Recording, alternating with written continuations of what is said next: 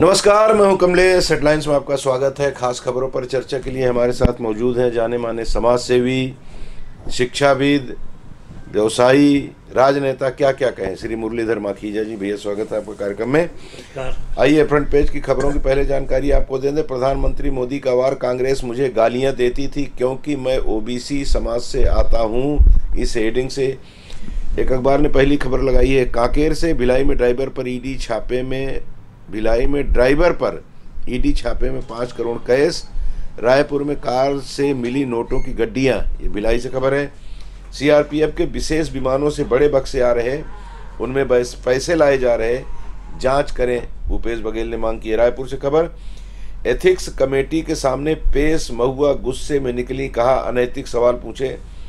छत्तीसगढ़ के लिए किसान सम्मान निधि में सालाना 6,000 और इतनी ही अतिरिक्त राशि का वादा कर सकती है भाजपा। किसानों पर बड़ा दांव, महाराष्ट्र की नमो शेतकारी जैसी स्कीम आ सकती है घोषणा पत्र में। रायपुर से खबर है, आज भाजपा घोषणा पत्र जारी कर सकती है, उससे जुड़ी खबर है। पहला राज्य जहां जिले ही नहीं सरकारी दफ्तर में 2 समुदाय में बंट गए, 50,000 लोग बेघर। ये खबर मिजोरम से जुड़ी हुई है।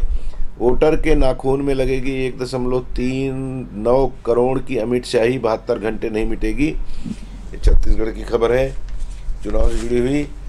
मोदी बोले कांग्रेस और विकास में 36 का आंकड़ा, मचा रखी लूट, जो लूटा उसे अब वापस करना होगा। कांकेर की खबर, स्पेशल ट्रेन में बक्से भरकर लाए जा रहे हैं पैसे, भूपेश बघेल का आरोप। सुरेंद्र सरकार को झटका, एनसीपी का समर्थन वापस।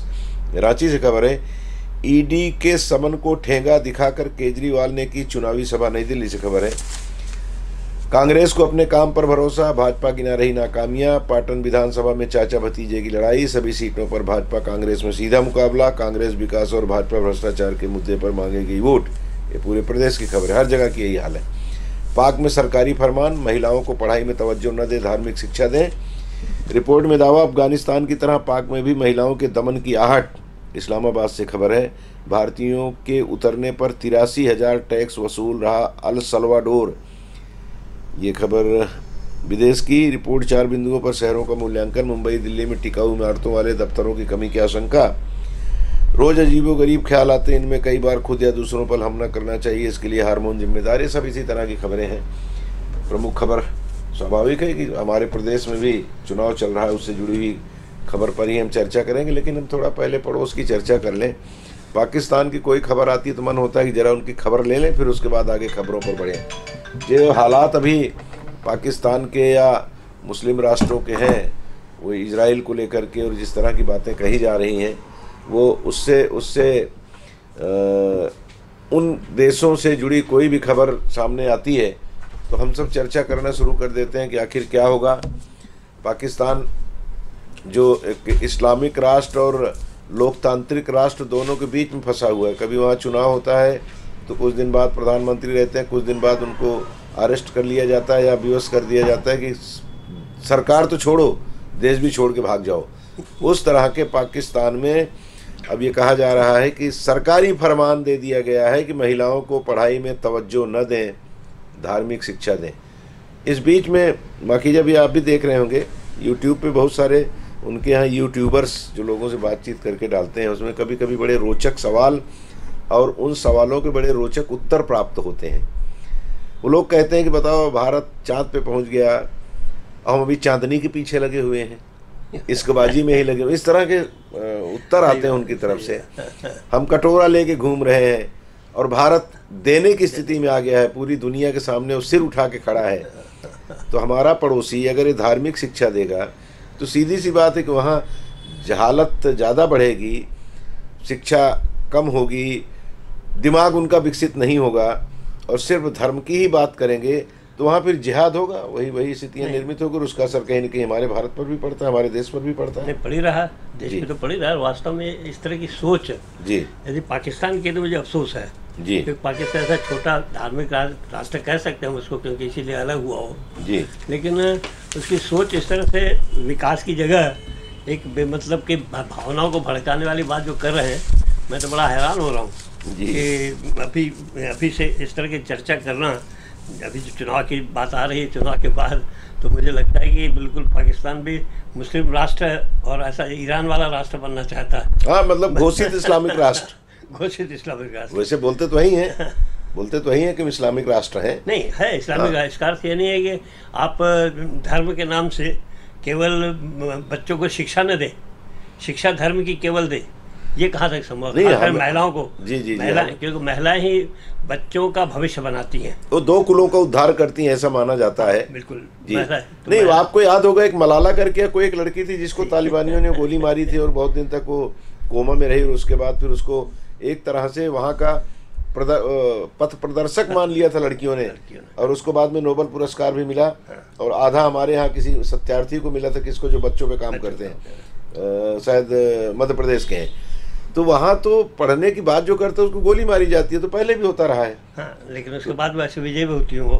हाँ, मलाला जैसी विजयी हुई, उसके बाद क्या कम बात है। जी तो जी, ये ऐसा नहीं है, हमेशा ये होगा जी। कभी भी आप महिलाओं को कितना भी दबाई और गलत दिशा में ले जाएंगे ना, वह संभव 100% संभव नहीं है।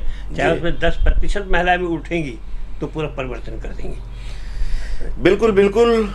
एक लड़की जब पढ़ के बड़ी होती है तो जब ससुराल जाती है तो वहाँ भी अशिक्षा दूर करती है, और यहाँ तो करती है। लेकिन ये पाकिस्तान को क्या कहा जाए, ये हमारा बदमाश भाई है, और सरल शब्दों में कहें क्लियर हो गया, स्पष्ट हो गया कि वो बदमाश भाई है। जी जी, और उसकी कोशिश वही है जी, क्योंकि अपने को ऊंचा करने के लिए, अपने को बचाए रखने के लिए कि हम भारत से बहुत गिरे हुए हैं, ये दिखाना नहीं चाहते जी। और उससे क्या, वो अपनी कमजोरी दिखेगी तो कमजोरी को छिपाने के लिए कुछ न कुछ ऐसी बातें करते हैं जिससे उनकी कमजोरी छिपी रहे, जी जी, और नई बातों से लोगों को बहला सके। जी, मैं एक पढ़ रहा था जो व्हाट्सएप पे किसी ने भेजा है, जिसमें कोई एक ईरान की या इराक की कोई लेखिका है, जिनमें उन्होंने 4-5 राष्ट्रों का उल्लेख किया हो कि जब मैं वहाँ जाती हूँ और शाम को निकलती हूँ घूमने के लिए तो मेरे ऊपर किस तरह के कमेंट्स होते हैं। मतलब महिलाओं की जो दुर्दशा इस्लामिक राष्ट्रों में है उसका वर्णन उन्होंने किया है। तो ये इसी तरह की जहालत की वजह से ही होता है कि आप सिर्फ उनको भोग्या समझ लेते हो। हिंदुस्तान में, भारत में नारी को, सनातनी व्यवस्था में नारी को शक्ति माना गया है, पूज्य है। सही बात। अभी हम 9 दिन की आराधना की है उनकी।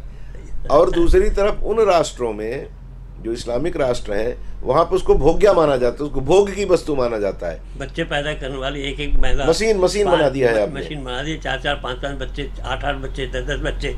क्या मैं तो सुनकर हैरान होता हूँ जी। मैं अभी कहाँ गया तो देखता हूँ कि महिलाएं अपने दिल्ली में ही जी, ऐसा महिलाओं का वास्तव में महिला, मैंने एक और बड़ी बात देखी, महिलाएं काफ़ी सुंदर भी हैं। दुर्भाग्य मुस्लिम पुरुष जो है हमेशा उतने सुंदर नहीं दिखते, और वो महिलाएं बेचारी दबी रहती हैं और उनका भविष्य केवल उनके पुरुषों के ऊपर निर्भर रहता है। वो चाहें तो उनको जाने दें, नहीं तो अपने घर में बिठा के केवल अपना उपभोग करते हैं। हाँ, वो तो कहती हैं ना वहाँ स्त्रियाँ की, वो जब चाहें 3 तलाक कह के हमको किनारे कर सकते हैं, और हम अगर कहें कि पुरुष से हमको तलाक लेना है तो हमको शक की नज़रों से देखा जाता है कि इसका कहीं ना कहीं चरित्र गड़बड़ होगा, किसी और के साथ इसका संबंध होगा, इसलिए तलाक की बात करें। चलिए, बहुत बात हो गई क्योंकि इस पर हम बहुत दखल हम लोगों की नहीं है, बावजूद इसके वो खबर थी इसलिए चर्चा कर रहे थे। ये स्थिति अन्य राष्ट्रों में होगी, हमारे राष्ट्र में उस तरह का नहीं है। थोड़ा सा यहाँ कहीं ना कहीं दूसरे लोगों को देख करके अब अकल भी आ रही है लोगों की, नहीं बहुत बच्चे पैदा कर लोगे, बहुत ऐसी स्थिति बनेगी तो हम उनका पालन पोषण कैसे करेंगे, ये भाव अब आने लगा पढ़े लिखे वर्ग में। महिलाओं से जुड़ी एक खबर और है, वो पश्चिम बंगाल की एक सांसद महोदया हैं, उन्होंने आरोप लगाया, अब उनकी खबरें तो आई ना कि वो पैसे लेकर के प्रश्न पूछती थी, प्रमाण भी उसके आ गए, कुछ चीज़ों को उन्होंने स्वीकार भी किया कि हाँ भाई हमने अपना लोकसभा का पासवर्ड उनको दे दिया था मेल का, जिसके जरिए वो भेज दिया करते थे वहाँ। अब वो कह रहे हैं कि कल जांच के दौरान उनसे सवाल पूछा जा रहा था कमेटी द्वारा कि आप रात में किससे बात करती हैं, तो बोले ये गंदे सवाल सुन करके बाहर आ गई हो, और कुछ उनके साथ और जो भाजपा के विरोधी दल के लोग हैं उस कमेटी में शामिल थे वो भी बाहर आ गए। तो अब ये तो वही हुआ कि चोर की दाढ़ी में तिनका। अगर कोई ये पूछ रहा है आपसे जांच कमेटी वाले कि भाई आप रात में किससे बात करती हैं, तो रात में बात करने का मतलब सिर्फ एक ही थोड़े होता है। ये भी एक स्त्री है। भाव का अर्थ बदल जाता है जी। आपने उसको जैसा लिया वैसा उसका मतलब निकल गया। अब उन लोगों ने तो हो सकता है किसी दूसरे भाव से पूछा हो, लेकिन आप भाव से पूछा हो ना, उसमें कोई उसने असल में क्या, ये भी जो है महिला जी निश्चित रूप से अपराधी तो हैं जी, वो साबित कहें या नहीं कहें, खुद ही कहते हैं हीरानंदन से मेरे पर घनिष्ठ संबंध है और मैं उनकी बात मानती हूँ, उनके द्वारा कहे मुझे लिख के दिया उन्होंने, मैं वैसा कहती हूँ जी, तो स्पष्ट खुद मान रही है।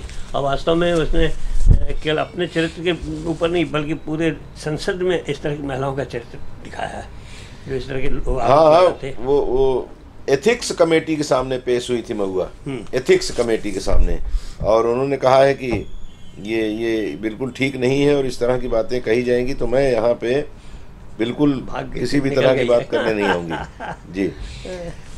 चलिए अब थोड़ा अब राजनीति की ही बात कर लें जिसका मौसम है अभी आप लोग भी उसी के बारे में ज़्यादा चर्चा सुनना चाहते हैं। कल प्रधानमंत्री नरेंद्र मोदी जी छत्तीसगढ़ प्रवास पर थे। कांकेर में उन्होंने सीधा कहा कि कांग्रेस मुझे गालियां देती थी क्योंकि मैं ओबीसी समाज से आता हूं। तो मुझे लगता है कि ये वाला जो जुमला उनका मैं ओबीसी समाज से आता हूं बड़ा पुराना हो गया, लेकिन महत्वपूर्ण अभी नहीं। ओबीसी समाज को प्रभावित करना है, बताना है कि मैं भी हूँ, और ये निश्चित रूप से इसका बात तो उठती है, बात प्रभाव डालती है, ऐसा नहीं कि नहीं डालती। लेकिन प्रधानमंत्री मोदी को अपनी जाति बताने की क्या जरूरत है, समाज बताने की क्या जरूरत है? क्योंकि वो उस तरह प्रधानमंत्री है ना, नरेंद्र मोदी कहे तो समझ में आता है, लेकिन प्रधानमंत्री भी है ना। वो जहाँ चुनाव जाता है तो वहाँ केवल नरेंद्र मोदी नहीं रहते, प्रधानमंत्री नहीं रहते, केवल नरेंद्र मोदी भी रहते और वो प्रभाव डालते हैं, इसमें कोई शंका नहीं। उन्होंने स्पष्ट कहा कि हमने एक दलित को अपना राष्ट्रपति बनाया है, कितनी बड़ी गर्व की बात है जी। तो हम वो दिखाना चाहते हैं कि हम भारतीय जनता पार्टी दलितों ओबीसी इनका बहुत अधिक चिंतन करते हैं और उनको आगे बढ़ाने की कोशिश करते हैं। नहीं, मैं ये कह रहा हूँ भाई साहब कि आप तो वही जातिवाद के पोषक हो गए। नहीं, पोषक का सवाल नहीं है, जिसका विरोध होना चाहिए शीर्ष पे बैठे हुए लोगों को, चाहे राहुल गांधी जी हो, नरेंद्र मोदी जी हो, या बसपा सपा के जो सुप्रीमो या और भी दल के जो सुप्रीमो, उनको जाति से बाहर निकल, नीचे वाले करें तो ठीक है, ऊपर वाला अगर इस तरह की बात बोलता है तो आप तो प्रमाणित कर रहे हैं, ठीक कर रहे हैं। वो नहीं, उनको जवाब तो देना पड़ेगा ना जी, जवाब तो देना पड़ेगा ना, नहीं तो क्या वो कहेंगे एक तरफा कह दिए तो जैसे अभी कह रहे हैं मोदी मणिपुर नहीं जा रहा है, वहाँ नहीं जा रहे हैं, तो वो केवल उनका कहना उस एक ही बात अदानी अंबानी की बात करते हैं और कोई उनको कोई ऐसा कोई आरोप लगा ही नहीं पा रहे हैं, केवल एक ही बात हमेशा रटते रहते हैं। तो ये छोटी छोटी बातें लेकर वो कहते हैं, इसका उसने जवाब दिया है कोई ऐसी, तो फिर आपने डाइवर्ट कर दिया उसको।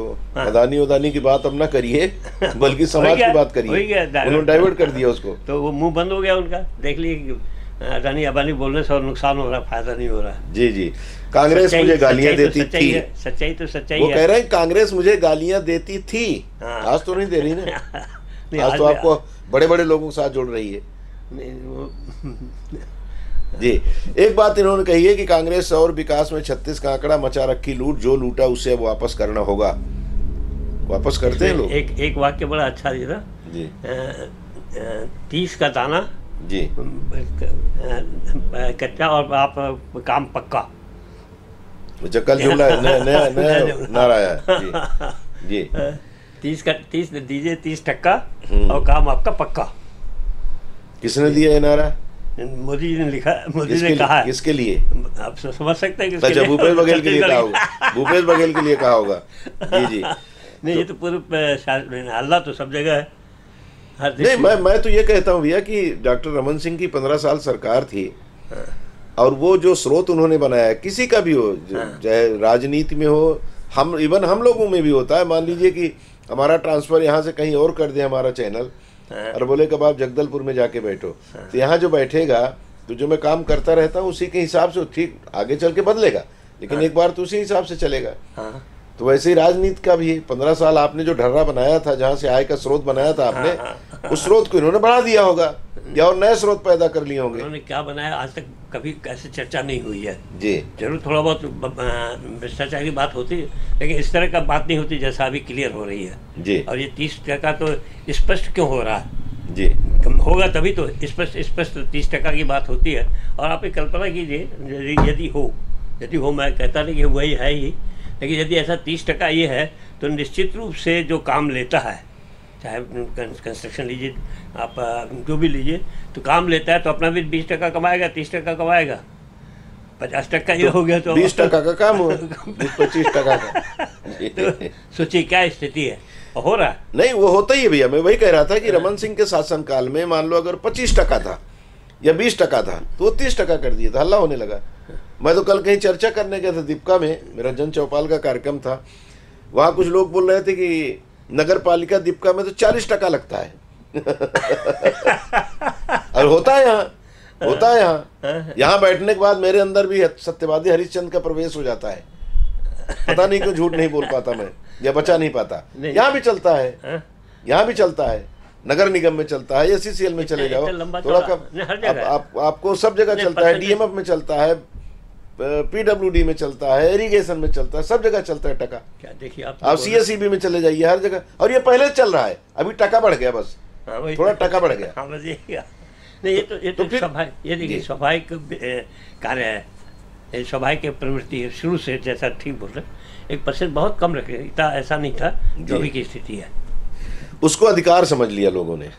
हाँ, उनको भी तो चाहिए ना, बड़े बड़े अधिकारी जो हैं केवल तनख्वाह से पूरा होगा क्या जी, तो वो भी समस्या रहती है, इसलिए वो कुछ प्रयास करते होंगे। नौकरी छोड़ करके व्यापार ही करे ना, फिर क्या जरूरत पड़ी है। उसको कौन रोक रखा है? व्यापार के लिए तो कोई बंधन नहीं है ना। आप व्यापार करिए, खूब पैसा कमाइए, 1 नंबर में बिल्कुल अदानी की तरह घूमिए। क्या जरूरत पड़ी है आपको लोगों की भावनाओं के साथ खेल करने का? स्पेशल ट्रेन में बक्स जी, हालत तो अभी कितनी खराब है जी, देखिए। इसीलिए तो व्यापारी वर्ग के लोग अब अधिकारी बनना चाहते हैं कि भैया उधर चलो, उधर माल भी है और इज्जत भी है, सम्मान भी है, हाँ, रुतबा भी है, तो दोनों के साथ जीवन जिया जाएगा। स्पेशल प्लेन में बक्से भरकर ला रहे हैं पैसे, ये बहुत गंभीर आरोप भूपेश बघेल जी ने लगाया है। और उन्होंने CRPF के स्पेशल प्लेन पर भी प्रश्न उठा दिया।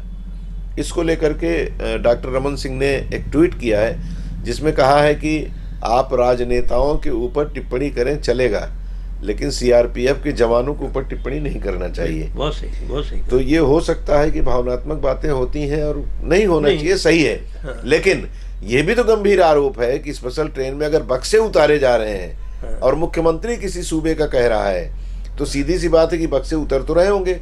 अब उन बक्सों में आपने कारतूस भर रखे हैं कि और कुछ भर रखे हैं, वो आपको अगर वो संदेह कर रहे हैं तो आपको दिखाना चाहिए फिर उसको। नहीं दिखाना तो कह रहे पैसा आ रहा है। नहीं, ये तो अभी कल्पना कर रहे हैं ना, उस समय सामने कहते दिखा भी देते हो जी। देखिए क्या ये तो आरोप लगाना बहुत बहुत बहुत दुर्भाग्यजनक है जी। ये देश पर आरोप है सीधा जी, कि ऐसे यानी जो हमारे विशिष्ट व्यक्ति हैं वो भी इस तरह के काम कर, जो जिनका नेतृत्व ये माना जाता है कि बिल्कुल स्पष्ट और सही है, उनके लिए ऐसे शब्दों का उपयोग और इस तरह की सोच लाना ये राष्ट्र के लिए घातक है। ऐसी चीज़ राष्ट्र में नहीं होनी चाहिए जी, बाकी चीज़ें ठीक है। अभी मैं पकड़ रहा नोट, ये कह सकते हैं कि पूरी जितनी व्यापारी जो मैं बता रहा था, व्यापारी अपने काम से लाखों रुपये ले जा रहे हैं, कुछ ऐसे वास्तव में चुनाव के लिए ले जा रहे होंगे, ऐसा नहीं है कि वही सब वही है, लेकिन सब ऐसे चुनाव वाले हैं, सब बेईमान है, ऐसी बात। हाँ हाँ, वो संभव नहीं है, दीपावली का समय है जी, पकड़े तो वही जाते, वो भी जाते हैं जी जी, आखिर चलता रहे। तो इस तरह जो होता है वो अलग बात है, लेकिन उसको इस तरह की बात करना दुर्भाग्यजनक है, उचित नहीं है। हाँ बिल्कुल, अगर प्रमाण हो तब कहें, बिना प्रमाण के नहीं कहना चाहिए। कहें ना, जब देखा उन्होंने उतारते उसी समय खोल के दिखा देते हो जी जी जी।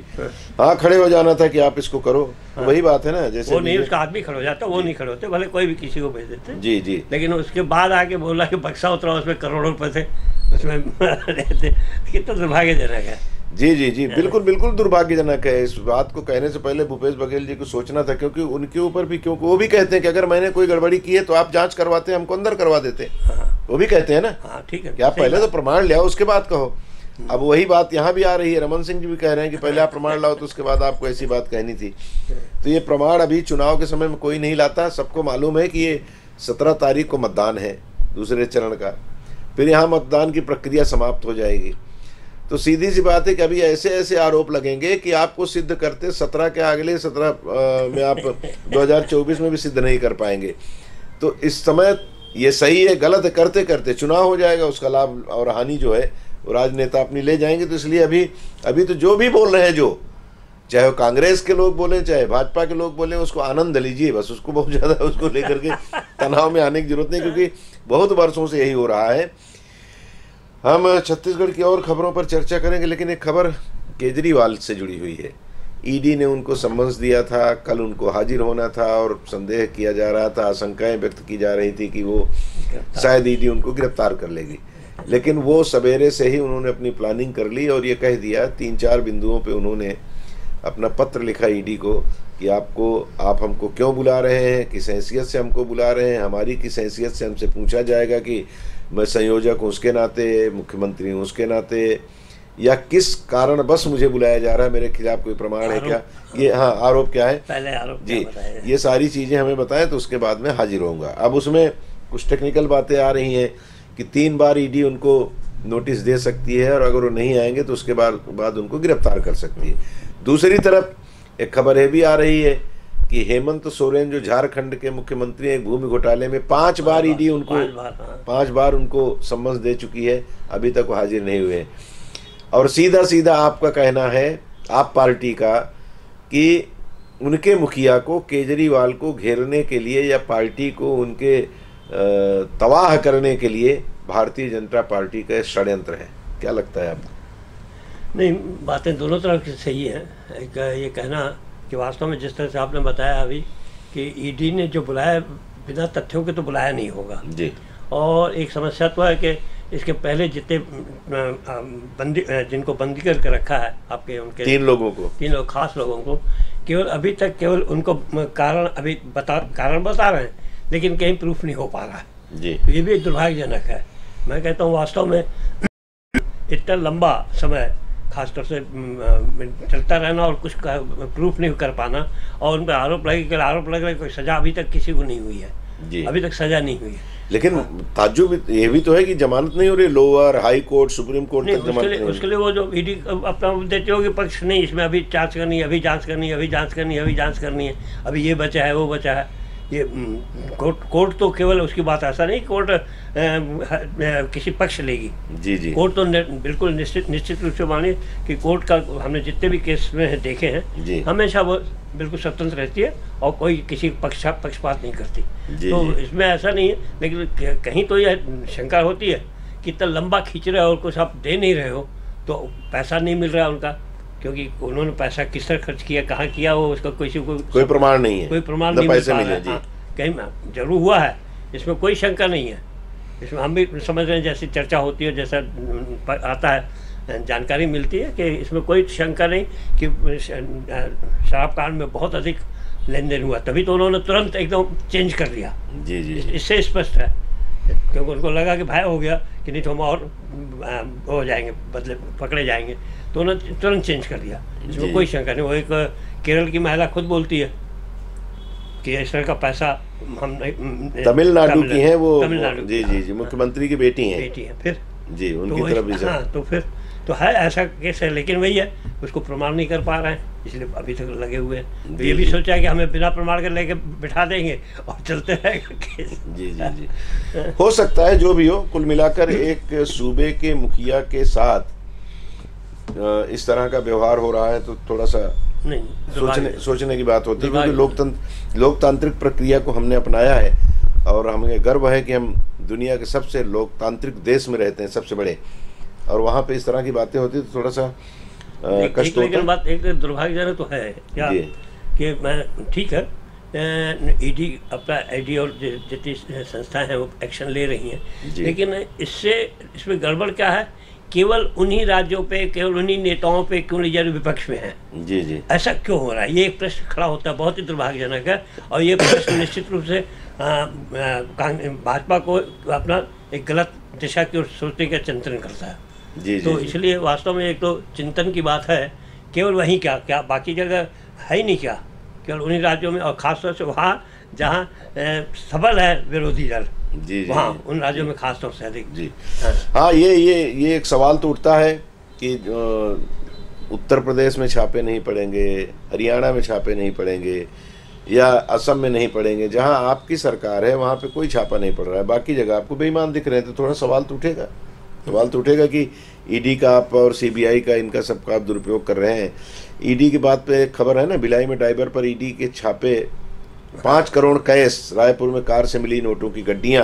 अब महज एक साधारण सा ड्राइवर, अब ये जोड़ा जा रहा है महादेव ऐप से इसको महादेव ऐप में ये उसमें अपनी भूमिका निर्वहित करता था, और इसके पास जो पैसे आए थे ये पैसे वो खर्च करता प्रत्याशियों के लिए। अब किस प्रत्याशी के लिए खर्च करेगा ये जांच होगी, और ईमानदारी से जांच होगी तो पता चलेगा। एक इसी खबर में चूंकि नंबर है CG12AR, CG12 कोरबा का नंबर है, अच्छा 12 कोरबा का है।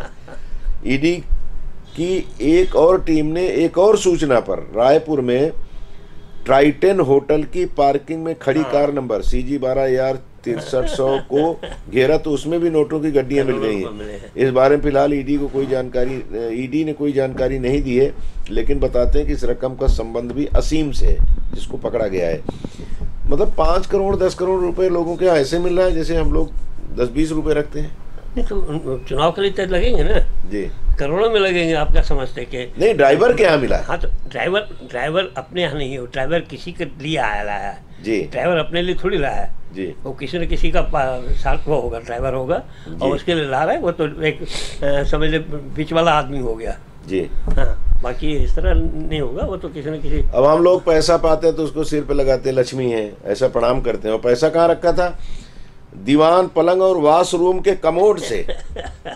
कैसा कर कहाँ छिपाएगा मेरे को बताइए। आप पहले भी तो सुन चुके हैं कई किस्से जी, जहाँ सर छापे हुए तो बिल्कुल कहाँ से निकाले गए हैं जी, जी। कमरों के वो दीवारों को तोड़ के निकाले गए। नहीं वहाँ तो ठीक है, थोड़ा सम्मान की जगह है। नहीं, लेकिन कमोड से निकले, वाशरूम से निकले, टॉयलेट के नीचे से निकले, तो लक्ष्मी को हम प्रणाम करते हैं कि भाई आप आई हमारे यहाँ, थोड़ा देर ठहरिए। उनके लिए नहीं, जो भ्रष्टाचारी है हाँ, उनके लिए लक्ष्मी को कीमत नहीं है। वो तो बस आ गई, चलो इसको लतियाने से आ गई तो लतियाने में जाएगी भी।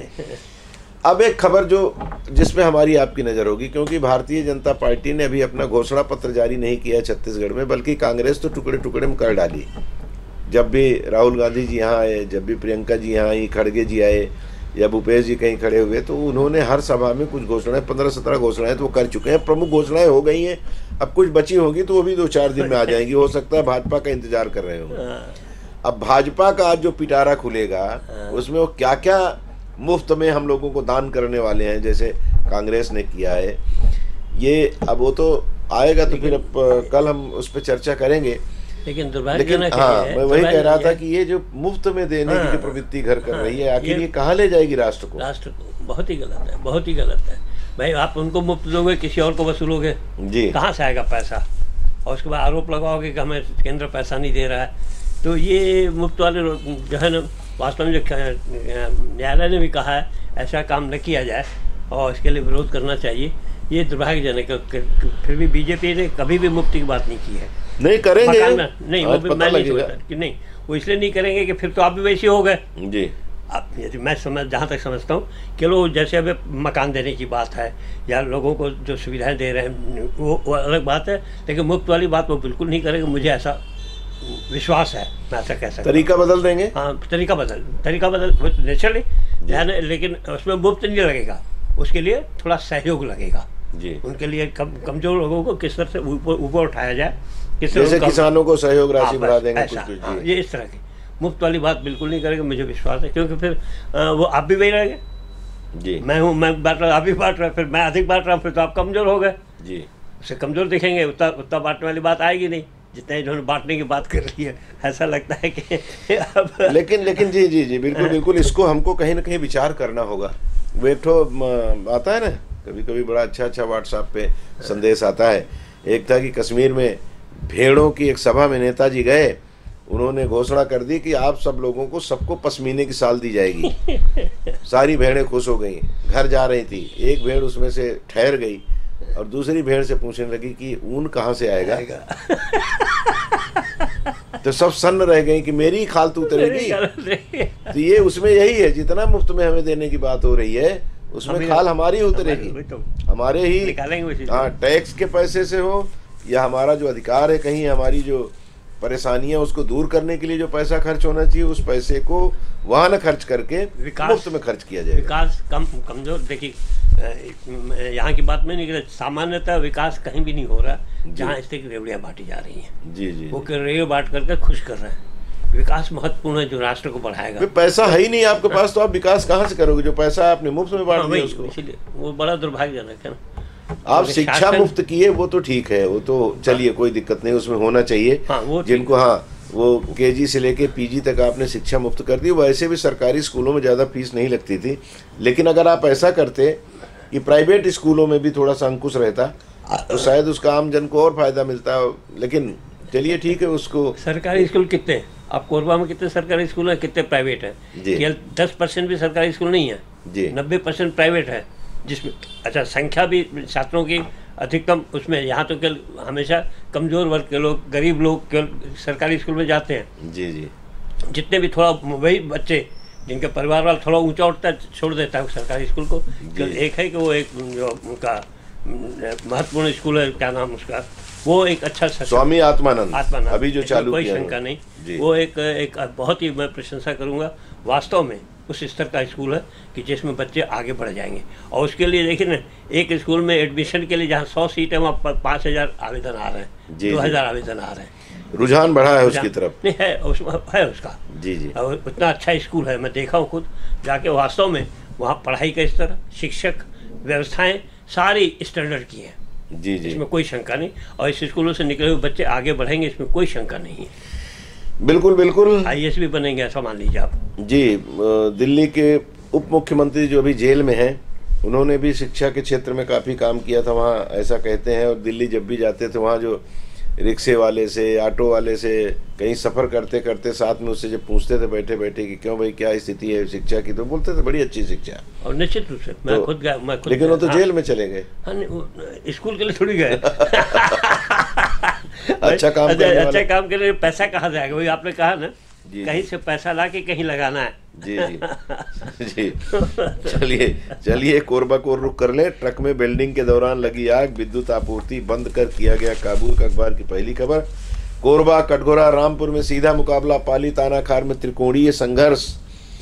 इस हेडिंग से खबर। रिहायशी क्षेत्र में भंडारण, 3 व्यापारियों से 33 लाख रुपए के पटाखे जब्त। बाइक की डिक्की से 3 लाख रुपए मिले, जिसकी बात हम कर रहे थे। खबर है चुनाव से जुड़ी किसी भी तरह की शिकायत या सुझाव प्रेक्षक के सामने रख सकेंगे लोग। एक अखबार ने प्रमुखता से इस हेडिंग से खबर लगाई है। SCCL ने कोल प्रोडक्शन समेत 12 अवार्ड जीते। कोल इंडिया स्थापना दिवस अवार्ड में दीपिका क्षेत्र के GM को बेस्ट एरिया GM अवार्ड। कल अंतिम दिन था नाम वापसी का, तो लोगों को इस दिन का बड़ा इंतजार रहता है कि जिन लोगों ने नामांकन दाखिल कर दिया है और जांच में सही पाया गया कि हाँ भाई ठीक है। पहले तो लोग जब वो फार्म खरीदने जाते हैं ना, नामांकन पत्र खरीदने, तो उसी दिन से चर्चा शुरू हो जाती है। हम लोग लगाते भी हैं, दिखाते हैं हाँ कि भाई आज रामलाल ने, विजय लाल ने, श्याम लाल ने ये टिकट खरीदा, वो नामांकन पत्र खरीदा। उसके बाद जिस दिन जमा करते हैं उस दिन भी उसकी खबरें आती हैं, निर्वाचन शाखा से भी आता है, और हम लोग उसको फिर देख करके लगाते हैं। अब फिर ये होता है कि चलो अब चर्चा हो गई, फिर ये होता है कि जांच जिस दिन स्क्रूटनी होगी उस दिन अगर कोई कटा तो उस दिन उनकी खबर आती है कि नहीं ये इनका पर्चा सही निकला। फिर उसके बाद नंबर आता है आखिरी में कि अब ये नामांकन वापस ले रहे हैं या नहीं। तब तक तो कई लोग मलाई मार जाते हैं थोड़ा बहुत, और जो बचे रहते हैं, ठीठ जिनको कहते हैं ना, वो फिर रहते हैं आखिरी में। जिस दिन काफी संख्या उनकी तो पांच ही वापस लिए। हाँ तो बता, यानी कितनी संख्या, 20, 17, 18, 19 यानी निर्दलीय खड़े हुए, क्या कम बात है? अब इसमें कम बोल रहे हैं आप जी? नहीं कम नहीं, मैं ये कह रहा हूँ कि लोग अपना अपना सामने वाले की थैली देखते हैं, अपना वजन देखते हैं कि मेरा वजन कितना आका जा रहा है, उसके हिसाब से। अब इसमें देखिए जो लोग चुनाव लड़ रहे हैं, अब यहाँ से तो मुझे लगता है कि 22 उम्मीदवार तो यहाँ से हैं आपके कोरबा से। बताइए जिसमें मुख्य किसमें बता रहे हैं? वो 2 में ही है, तो भाजपा और कांग्रेस में। जब ऐसा मुख्य है तो बाकी का निरर्थक आके क्या करना है? अब एक तो गड़ा सुरक्षा पार्टी, बिगाड़ने वाली बात। हाँ, एक राजेश कुमार पांडे, अब्दुल नफीस खान, गड़ा पार्टी, आम आदमी पार्टी का तो खैर वजूद है, बसपा का भी है। Yogesh Sahu people's party of India, एक CPI से है। उसके बाद निर्दलीय एक लोक जनशक्ति पार्टी से, एक भारतीय शक्ति चेतना पार्टी, एक बलि राजा पार्टी। अब ये पार्टियों के नाम है, मतलब पार्टी तो मैं भी बना सकता हूँ अकेला खड़ा होके। हाँ, उसमें क्या है? हाँ, अपना डाल दिए ब्रैकेट में भाई हमारी पार्टी का ये नाम है। अब जो लेटर बना ली, उसमें क्या? जो प्रदेश स्तर पे जिनको जो मान्यता प्राप्त है या प्रदेश स्तर पे जिनको स्तर पे, हाँ। नहीं, वो राष्ट्रीय स्तर वाला तो अलग हो गया, तो कुछ ही दल हैं, हाँ। लेकिन प्रदेश स्तर पे भी अभी हाल में कुछ लोगों को मान्यता दिया है, चुनाव लड़ने की पात्रता दी है कि आप प्रदेश स्तर पे लड़ सकते हैं। वो होगा कोई नाम से उसका, कितने हर विधानसभा क्षेत्र से आपके पास इतने आदमी होने चाहिए, कुछ होगा उसका, अपन तो नहीं जानते क्योंकि कभी मन ही नहीं हुआ उधर जाने का, तो उसको जी निरर्थक है, उसमें बहुत ज्यादा जानकारी। लेकिन सीधा मुकाबला 3 विधानसभा क्षेत्र में होना है, कोरबा, कटघोरा, रामपुर और पाली-तानाखार में त्रिकोणीय संघर्ष होगा, क्योंकि वहां गोंडवाना गणतंत्र पार्टी में के जो संस्थापक रहे हैं स्वर्गीय हीरा सिंह मरकाम जी, उनके सुपुत्र चुनाव लड़ रहे हैं। और पिछले चुनाव को देखते हुए, पिछले चुनाव में उनकी दूसरी पोजीशन थी, तीसरी पोजीशन में भाजपा चली गई थी यानी राम जालू के। इस बार ये तीनों के बीच में, चूंकि कांग्रेस का वहां प्रत्याशी पिछली बार चुनाव जीता था, तो कांग्रेस को तो आप नकार नहीं सकते, तो 1, 2, 3 में वहां है, बाकी 2-2, तो कुल मिलाकर अब ये चर्चा हो रही कि 4 में कितने किसके पाले में, क्योंकि पिछले कई बार से तो 3-1 का चला है। अब इस बार देखिए क्या होता है। पहले भाजपा का 3-1 हुआ करता था, पिछली बार कांग्रेस का 3-1 हुआ है जी। तो वो तो देखिए परिवर्तन तो आता है, देखिए अब क्या परिवर्तन आएगा, क्या संभावना है कह नहीं सकते, लेकिन बहुत अधिक संभावनाएं भी नहीं दिख रही हैं जी। हाँ, परिवर्तन तो होगा, भले 3-1 ना हो, 2-2 हो जाए जी, लेकिन परिवर्तन तो आएगा। प्रदेश में क्या लग रहा है आपको? प्रदेश में दोनों स्थितियां हैं। कांग्रेस ने वास्तव में जिस तरह प्रचार किया, जिस तरह की उन्होंने काम किया है, तो लोगों को प्रभावित, गांव वालों को विशेष रूप से मैं कहूँगा, गांव को, गांव के छत्तीसगढ़ को, छत्तीसगढ़ी भाषा, छत्तीसगढ़ी संस्कृति, इस बार ने उसने जो बढ़ाया है उसका लाभ तो उसको मिलेगा, इसमें कोई शंका नहीं। और चाहे कितने भी काम, मैं निश्चित रूप से कहता हूँ कि उन्होंने काम तो बहुत अच्छे किए हैं, ऐसा नहीं है, गोठान हो चाहे कुछ भी हो, और मिलेट हो, उनके द्वारा किए गए काम का कोई डाउट नहीं, उसने कोशिश अच्छी की है। और गांव वालों, उन्होंने, उनका उद्देश्य केवल गांव वालों को अधिक से अधिक सुखी बनाना, और उनके वोटों को, और जानता है कि गाँव के वोट अधिक है, और वो यदि मान गए और महिलाएं मान गई, क्योंकि महिलाओं को वो काफ़ी आगे दे रहे हैं, तो उनका प्रभाव तो है। लेकिन ये बात दूसरी है कि भाजपा की ताकत भी कम नहीं है, भाजपा ने लगातार 15 साल किया है, और 15 साल के उसमें उनको वो तो मांगेंगे कि और 5 साल देखिए हम क्या यहाँ, वो इसमें सबसे बड़ी जो मुश्किल 30% वाली बात है वो, लेकिन शहरों में है, व्यापारियों में, बड़े समुदाय में, लोकल लोगों में वो जानकारी नहीं है। यदि 30% की बात पूरी सबको जानकारी हो जाएगी, निश्चित मानने लगेंगे, तो बड़ा परिवर्तन आ सकता है, इसमें कोई शंका नहीं। बिल्कुल बिल्कुल, लेकिन एक अंतर दिख रहा है कांग्रेस और भाजपा में। कांग्रेस में माना जा रहा है कि भूपेश बघेल या टीएस बाबा, ज्यादा संभावना भूपेश बघेल की है 75%, 25% मान लीजिए अगर टीएस बाबा की तरफ जाते तो 2 चेहरे उनके यहाँ के मुख्यमंत्री यही बात की बात हो गई। लेकिन भारतीय जनता पार्टी में दबी जुबान लोग जरूर कह दे रहे हो सकता है रमन सिंह को बना दें, इसीलिए ये माना जा रहा है कि नरेंद्र मोदी के चेहरे पर ही यहाँ चुनाव लड़ेंगे। तो कांग्रेस के लोग प्रश्न उठाते हैं कि प्रधानमंत्री या मुख्यमंत्री बनेंगे क्या छत्तीसगढ़ के, आपके पास चेहरा नहीं दे पा रहे हो। वहाँ भी कांग्रेस में भी कहा, भूपेश बघेल का कहा ना, घोषित नहीं किए, लेकिन उनके नेतृत्व में है ना, नेतृत्व में तो यहाँ तो रमन सिंह के नेतृत्व में चाहिए है, ऐसा नहीं कि यहाँ भी नहीं है। नहीं, लेकिन यहाँ रमन सिंह को कहाँ मान रहे हैं लोग कि रमन सिंह को बनाएंगे? नहीं बनाएंगे ऐसा नहीं, तो वैसे मानना अलग बात है, लेकिन घोषित करना अलग बात है। नहीं, संकेत मिलता है, संकेत रहता है, संकेत है, जी जी, ऐसा नहीं है। अब वो वास्तव में अभी डाउट है, जरूरी नहीं कि रमन सिंह को बनाए, कोई भी हो सकता है, लेकिन इसीलिए चिंतन नहीं, उसके ऊपर उन्होंने कोई भी निश्चित लकीर नहीं दी है।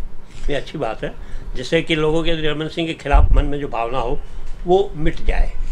अभी हाँ ठीक बात है, अभी तो लोग भाजपा के लोग तो ये सोच रहे होंगे कि जैसे भी हमारी कुछ सीटें बढ़े, क्योंकि ये तो तय अभी तक तो यही माना जा रहा है कि कांग्रेस भाजपा से 21 है। पहले वाली स्थिति तो नहीं रहेगी 2018 की, क्योंकि वहां तो एक तरफा चला गया था, इस बार एक तरफा नहीं होगा। लेकिन अभी भी कांग्रेस सरकार बनाती दिख रही है, जो लोगों से चर्चा होती है और जो अखबार और चैनलों से जो जानकारी आती है, तो उसके हिसाब से कांग्रेस अभी आगे चल रही है। और उसका कारण वही जो आपने बताया, वो एक बड़ा कारण बनेगा अगर आएगी तो। सही बात, ग्रामीण क्षेत्रों में काम जाएगी जी, जाएगी तो 30% के कारण जाएगी 30% के कारण जाएगी। और पूरे प्रदेश में जो दृश्य है वो सीधी सी बात है कि दो ही दलों के बीच में होना है। लेकिन कई बार यह भी होता है ना कि छोटे दल जो हैं, जैसे जोगी कांग्रेस, हाँ, बहुजन समाज पार्टी पिछली बार खत्म हो गया। नहीं ठीक है, लेकिन उनको उम्मीद तो रहती है। आम ये सब वोट काटने वाले हैं, आप किसके वोट काटते हैं अलग मुद्दा जी। आम पार्टी हुआ चाहे अपना, जैसे भूपेश बघेल जी तो कल आरोप लगाए थे ना, उन्होंने कहा था कि वो तो भाजपा इन लोगों को खुद खड़ा करवा रही वोट कटवा के रूप में। आम आदमी को लाएगी भाजपा? नहीं, और भी कई दल हैं। बहुजन समाज पार्टी क्या करेगी, क्या कर रहे हैं उसको जी। बहुजन समाज पार्टी को तो कहते हैं कि वो तो भाजपा की पार्टी है। नरेंद्र मोदी जी बोलते हैं मायावती उठ जाती हैं। तो कहते हैं उनके जो विपक्षी हैं बसपा के जी। तो वो कुल मिला के स्थिति वही बननी है, कांग्रेस और भाजपा में से किसी की सरकार आनी है। कांग्रेस की संभावना ज़्यादा है, और ये छोटे दल हैं, इनको ये उम्मीद है कि कहीं त्रिशंकु सरकार बन गई और 1 2 3 विधायकों का मामला और हमारे किस्मत से बन गए तो फिर हम उप मुख्यमंत्री बनेंगे, ऐसा भी भाव लोगों का अभी से चल रहा है। नहीं तो वो जो झारखंड में हुआ था कि एक ही विधायक था निर्दलीय और वो मुख्यमंत्री बनने में सफल हो गया था। तो हो सकता है किस्मत के धनी हो लोग। मनमोहन सिंह को निकाल के लाके प्रधानमंत्री बना दिया। मनमोहन सिंह कभी सोचे नहीं होंगे मैं प्रधानमंत्री बनूंगा, सपना नहीं था। तो किस्मत में था उनके। नरसिम्हा राव घर चले गए थे, चुनाव नहीं लड़ेंगे, लेकिन राजीव गांधी जी की शहादत के बाद उनको लाके प्रधानमंत्री बना दिया गया। तो राजनीति करने वालों का संजोग अलग हो सकता है। जिसके हाथ में राजयोग होगा उसको कोई न कोई कौटिल्य मिल जाएगा और चरवाहे का काम करने वाले चंद्रगुप्त को चक्रवर्ती सम्राट बना देगा। ये तो प्रारब्ध की बात है। नहीं, सही बात है जी। चलते चलते एक बात जो आपने कही, वो उस पर एक खबर है ना, बाइक की डिक्की से 3 लाख रुपए मिले। ये एक व्यापारी का पैसा है और 50 साल की उम्र का है, वो 3 लाख रुपए कैश लेके जा रहे थे। तो इस पे भी मुझे लगता है कि निर्वाचन शाखा को, निर्वाचन आयोग को थोड़ा सा, क्योंकि चुनाव का समय है और इस समय कुछ कैश लेके आ जा रहे हैं लोग, तो जरूरी नहीं कि वो, लेकिन यह भी है उनकी भी अपनी मजबूरी को कैसे जाने की व्यापारी व्यापार के लिए लेके जा रहा है या उनसे पूछताछ करते हैं। और सही यदि वो बताते हैं तो ऐसा नहीं छोड़ देते हैं, क्योंकि सभी को पकड़ नहीं रहे। लेकिन यह है कि उसके बाद भी कई चीज़ें, देखिए चुनाव के लिए तो पैसा जाएगा और नकदी जाएगा जी, वो तो और कोई रास्ता ही नहीं है। तो कहीं ना कहीं तो ऐसे हैं जिनको पकड़ा जा रहा है, वो सही पकड़ा जा रहा है, लेकिन उसे कितना पकड़ेंगे, कितना पकड़ा जा रहा है। ये तो देखिए पेपर में जितना आ रहा है ये कुछ भी नहीं है। पैसे जो बटेंगे वो तो इससे ये जिनको बांटना होगा चुनाव आचार संहिता लागू होने के पहले ही अपने अपने ठिकाने पर रख दिए होंगे। बिल्कुल, ये भी सही पॉइंट है आपका जी। तो इसलिए वो तो कोई बड़ी बात नहीं है। और तो जिसको फिर अभी व्यापारी, मैं तो कह रहा हूँ व्यापारी इससे बड़े दुखी हैं कि वो अब अपने व्यापार 1 लाख रुपए ले जा रहे हैं, कोई बड़ी बात नहीं, सोना ले जा रहे हैं। ये व्यापार करते हैं तो कुछ ना कुछ होता है उसमें, उसके लिए उनको प्रताड़ित किया जाए, उनको ये दिया जाए, बड़ा दुर्भाग्यजनक है वो। दोनों की कठिनाई है, व्यापारियों की भी कठिनाई है, निर्वाचन शाखा से जुड़े हुए लोगों की भी, अधिकारियों की भी कठिनाई को जाने कैसे कि किसका पैसा है।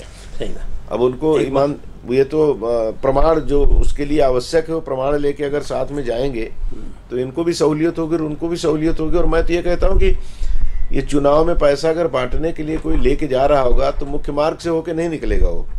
आप वहाँ जाते वहाँ पकड़ में आ जाते कभी नहीं, वो तो किनारे से कहीं न कहीं से अपना रास्ता निकाल लेंगे कि उनको मालूम है पैसा पकड़ा जा सकता है, तो किनारे से कहीं से रास्ता निकाल लेंगे। कर ही रहे होंगे। हाँ, हो रहा होगा, जिसको करना है वो तो कर ही रहा होगा। और जिसको मालूम है कि हमें करना है तो वो पहले से अपनी तैयारी कर लेते हैं। कुल मिलाकर आज मेरे मन में एक बात आई है, आप चर्चा खत्म करो उससे पहले जी। मैं टीवी देखता हूँ, समाचार भी सुनता हूँ, न्यूज़, और न्यूज़ में केवल किसी 100 न्यूज़ आते हैं, बाकी तो अभी तो खैर गाजा वगैरह की बात छोड़ दें। उसके अलावा भी जो समाचार हैं कितना दुर्भाग्यजनक है, हत्या, आगजनी, अपना भ्रष्टाचार, और इस पर नकारात्मक खबरें, केवल एक भी अच्छी खबर नहीं रहती।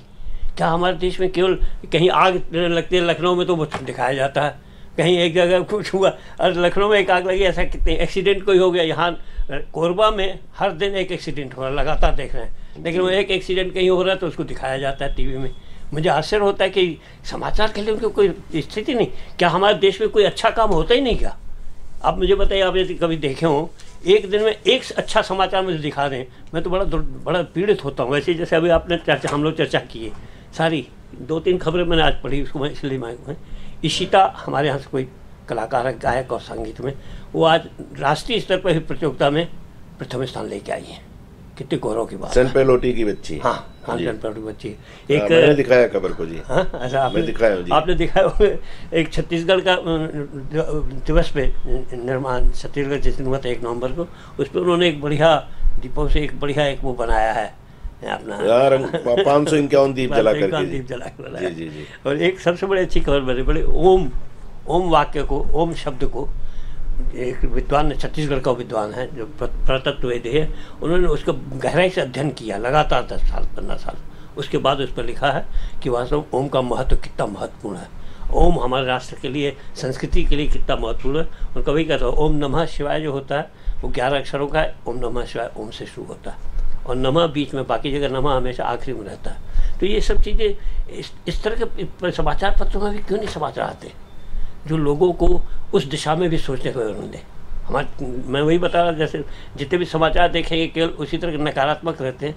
कुछ सकारात्मक समाचार जो समाज को बढ़ाए, जो समाज को एक नई दिशा दे और संस्कृति को बढ़ाने में महत्वपूर्ण रहे, वो अच्छी आनी चाहिए। ऐसा मेरा चिंतन। मैं आज सोचा था आपसे चर्चा मैं निशब्द हो जाता हूँ सब सुनने के बाद, क्योंकि वही चीज़ मैं भी करता हूँ। हमारे यहाँ भी इसी तरह की खबरें ज़्यादा आती हैं। हमारा दुर्भाग्य है कि जो बात आपने कही ना, मैं कल व्हाट्सएप पे एक मैसेज आया था, उसको पढ़ते पढ़ते आँख से आंसू आ गए। उसमें यह था कि एक यंग जोड़ा था और उनका आपस में प्रेम चल रहा था। लड़की और लड़के में आपस में बातचीत हुई कि हम विवाह कर लेते हैं। और लड़के ने फिर, जब लड़की ने हाँ कर दी तो लड़के ने कहा कि ऐसा है, मेरी माँ पैरालाइज्ड है और आपको उनकी सेवा करना पड़ेगा। लड़की ने शादी से इनकार कर दिया, कहा मैं शादी नहीं कर सकती। दोनों ने अपनी अपनी शादी कर ली, अपनी अपनी ज़िंदगी जी रहे थे। कुछ दिन बाद एक पार्टी में दोनों की मुलाकात हो गई तो लड़की अपने बेटे को मिलवाई अपने पुराने प्रेमी से और बोली कि ये हमारे दोस्त थे, हम साथ में पढ़ते थे। तो प्रेमी ने जब देखा तो वो व्हील चेयर पे था बच्चा। ये क्या है? बोले मेरा बच्चा अपाहिज पैदा हुआ है। उसका निष्कर्ष ये निकाला गया कि आप अपनी सास के साथ अगर होती, उस प्रेमी से शादी किया होता आपने, तो 7-8 साल में आपको अपने उस अपाहिज सास से मुक्ति मिल जाती। लेकिन उसका आपने उसको इनकार किया तो उसका दुष्परिणाम यह है कि सारी जिंदगी आपको इसकी सेवा करनी पड़ेगी। और जब मरने लगोगी तब भी आपको ये कष्ट रहेगा कि पता नहीं इसका क्या होगा। बहुत ही सही उदाहरण। तो ये चीजें, ये सकारात्मकता जो है ना, कहीं ना कहीं हमारे हृदय को झकझोरती है और हम अकेले में सोचने में विवश हो जाते हैं कि हमें भी ऐसा कुछ करना चाहिए। ऐसी चीजें आनी चाहिए अधिक से लोगों के। देखिए, लोगों को केवल हम इसको जो चर्चा करते हैं ठीक है, वो भी अपनी जगह महत्वपूर्ण है जो हम चर्चा किया, ऐसा नहीं है।